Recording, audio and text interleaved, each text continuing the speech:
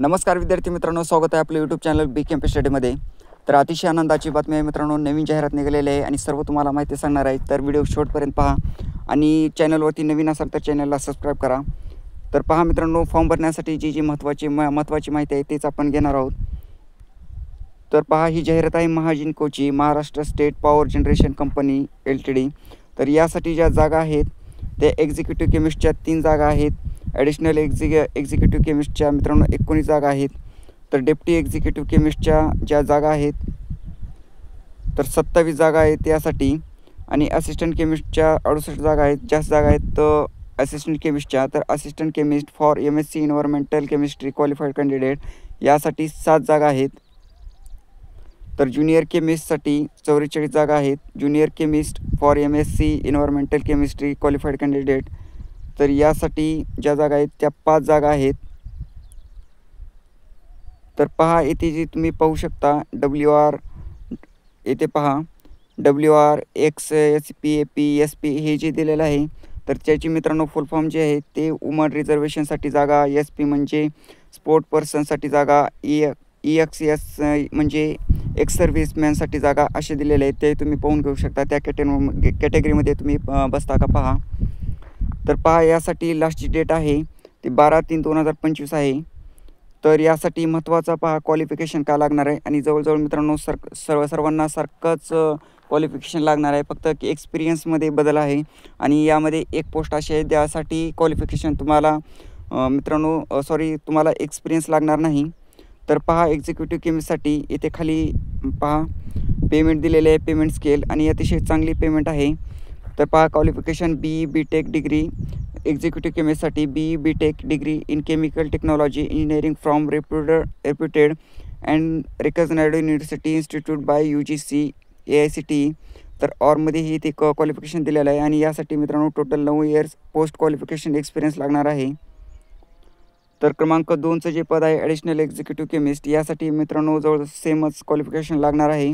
यामध्ये ऑरमध्ये BSc chemistry दिलेले आहे क्वालिफिकेशनमध्ये, आणि यासाठी एक्सपिरियन्स लागणार आहे। तुम्ही एक्सपिरियन्स मित्रांनो हा तुमच्याकडे आहे का, तुम्ही सविस्तर वाचून पाहू शकता।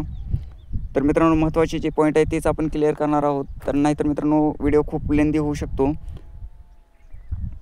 तर पहा, डेप्टी एक्झिक्युटिव्ह केमिस्टसाठी मित्रांनो इथे पेमेंट स्केल दिलेले आहे, आणि मित्रांनो क्वालिफिकेशन सेमच लागणार आहे वर जे दिलेले आहे ते, आणि यासाठी एक्सपिरियन्स हे लागणार आहे।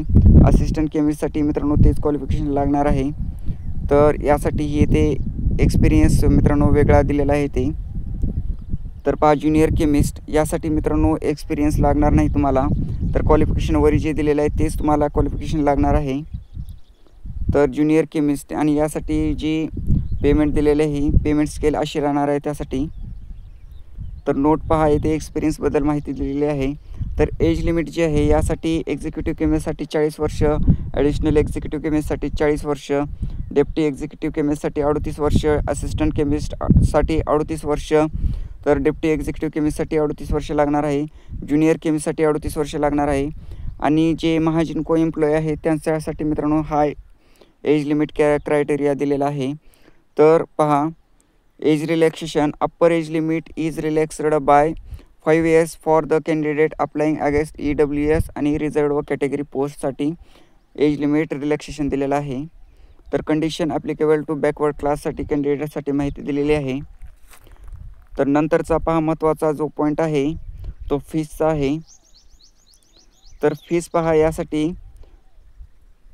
एक्झिक्युटिव्ह केमिस्टसाठी 800 + 144 GST हे जी मित्रांनो ओपन कॅटेगरीसाठी आहे। तर ॲडिशनल एक्झिक्युटिव्हसाठी ही तीच आहे मित्रांनो, डेप्टी एक्झिक्युटिव्हसाठी ही तीच आहे, असिस्टंट केमिस्टसाठी ही 800 + 144 GST अशी राहणार आहे। तर ज्युनियर केमिस्टसाठी फक्त चेंज आहे, 500 + 90 GST असेल।